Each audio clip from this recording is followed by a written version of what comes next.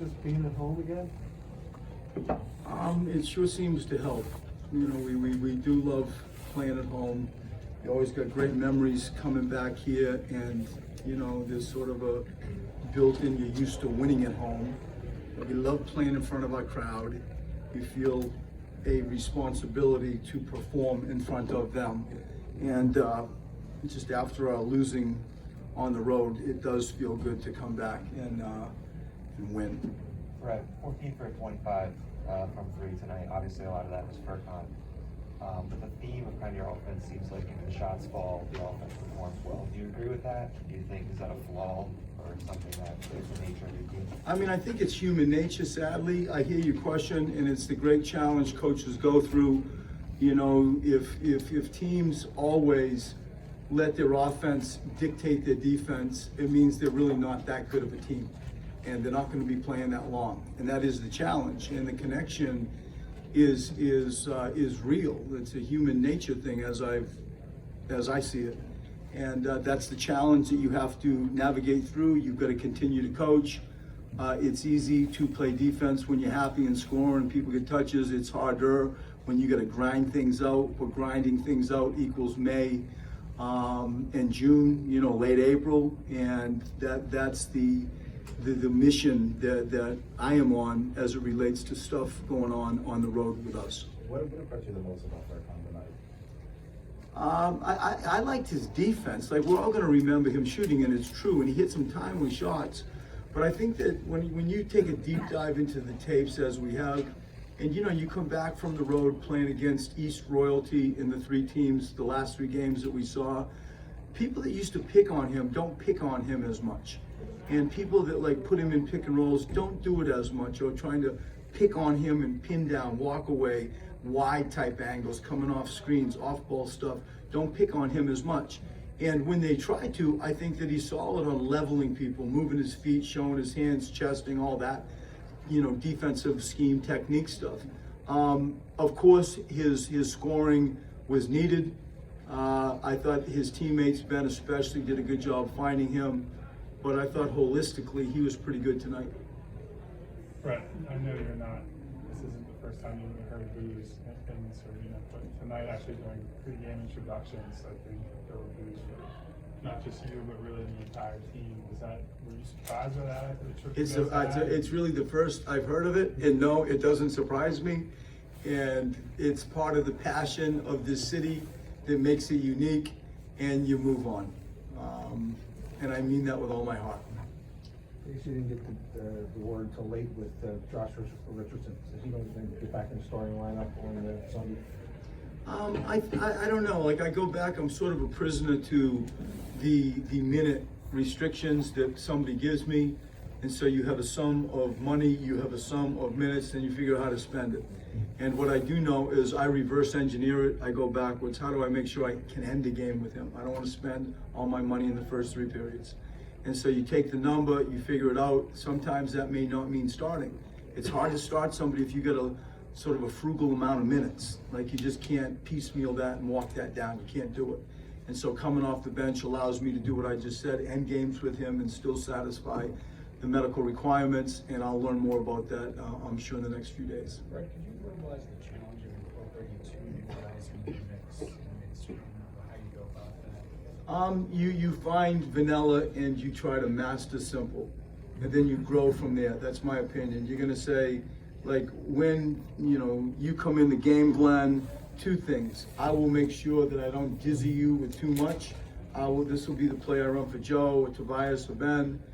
In the event that I call your number, this will be your play, and like it stops and starts there for really a few week period.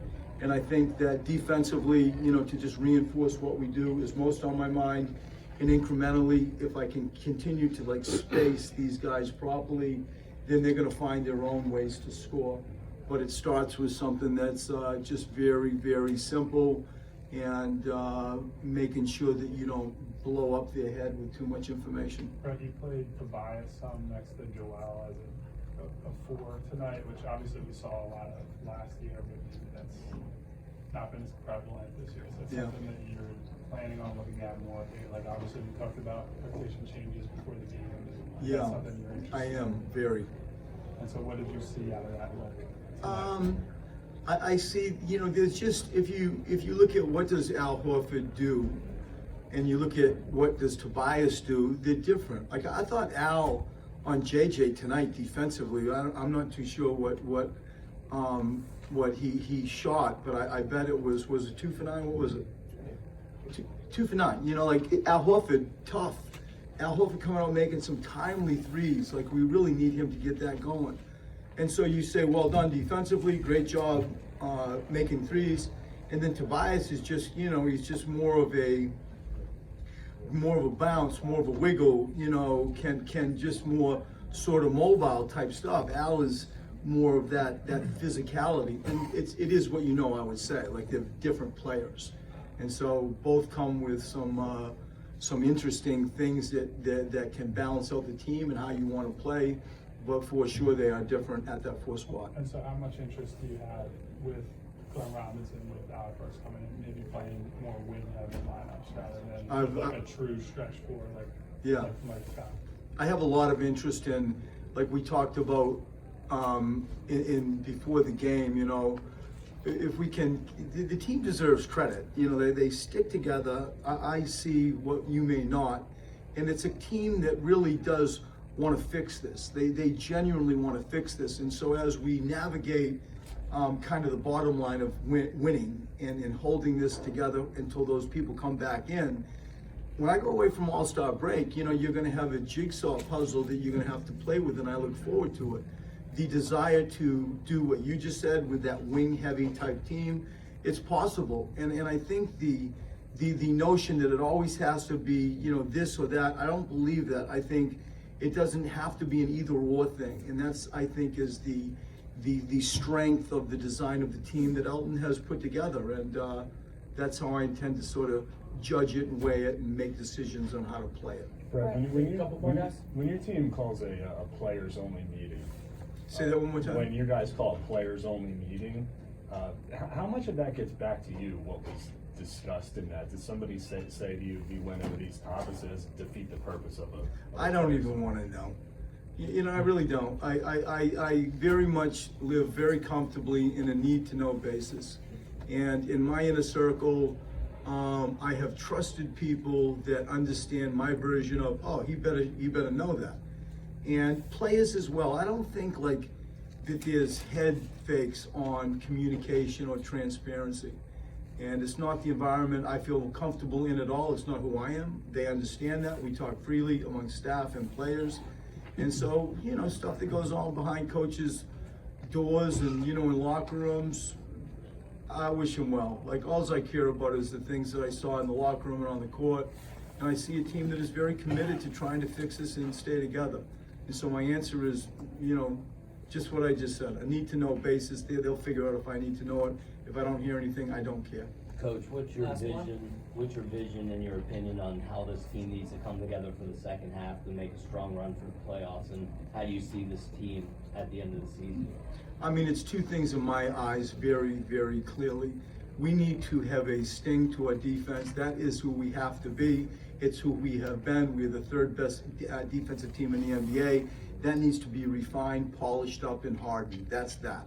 Then you need to have an identity on offense. It's spatial things, it's touches. It's a self-awareness thing. It's selfless people understanding that maybe tonight the game doesn't dictate like you're going to get a lot of touches. This could be Ben's night. It could be Joe's night. Let's free up Tobias. That's a team. That's what interests me the most. And, if we can sort of like claw through and grind it out and play defense and build that side that is connected to our offense, this spirit thing that we're speaking of, then I think that we can deliver this team in a very positive way to the playoffs where we're good to go.